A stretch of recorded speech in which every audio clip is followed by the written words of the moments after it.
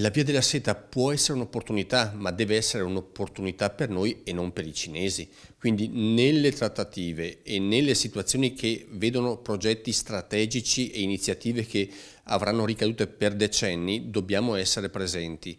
Non dobbiamo subire o dobbiamo prendere per oro colato quello che ci arriva dai cinesi. Quindi grande attenzione su questi temi, approfondire, studiare, e quando si decide si deve farlo pensando ai nostri interessi e non a quelli degli altri. Il mio libro è uno studio, è il primo studio che cerca di dimostrare la metodologia, la strategia con cui i cinesi stanno muovendo. I cinesi sono forti, sono bravi e verranno qui, tra virgolette, con intenti di conquistarci economicamente. Bene, allora noi dobbiamo sederci con i cinesi e decidere un pochettino cosa fare, però prima di sederci noi dobbiamo capire esattamente che cosa loro vogliono e qual è il progetto di Via della Seta, che non è un progetto solamente che riguarda Venezia, riguarda l'Italia. Il Via della Seta è un progetto di conquista commerciale globale.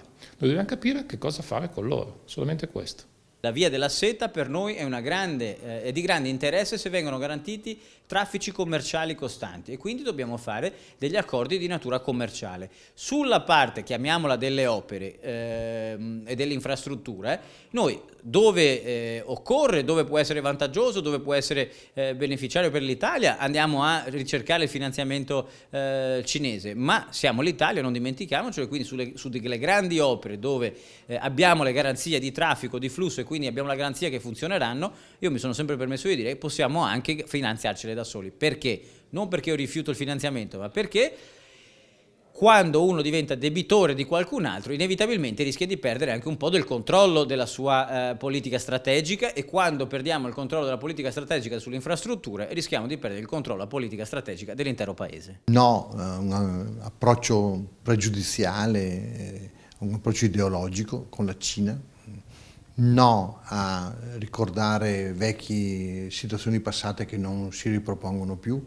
Sì invece una serie di condizioni, primo fra tutto sì alla reciprocità, cioè quello che vale per un cinese deve valere anche per un europeo, per un occidentale, sì alla, come dire, alla valorizzazione della qualità del prodotto. Sulla quantità noi siamo perdenti, non a caso loro sono 1,5 miliardi, 1 miliardo e 400 milioni, noi siamo 60 milioni, Germania 80 milioni, quindi certamente perdiamo sulla quantità, dobbiamo insistere sulla qualità del nostro manifatturiero e sulla proposta di un modello di vita, quello nostro italiano, fatto di cultura, fatto di ambiente, fatto di territorio, non esportabili, ma appunto per questo vanno valorizzati.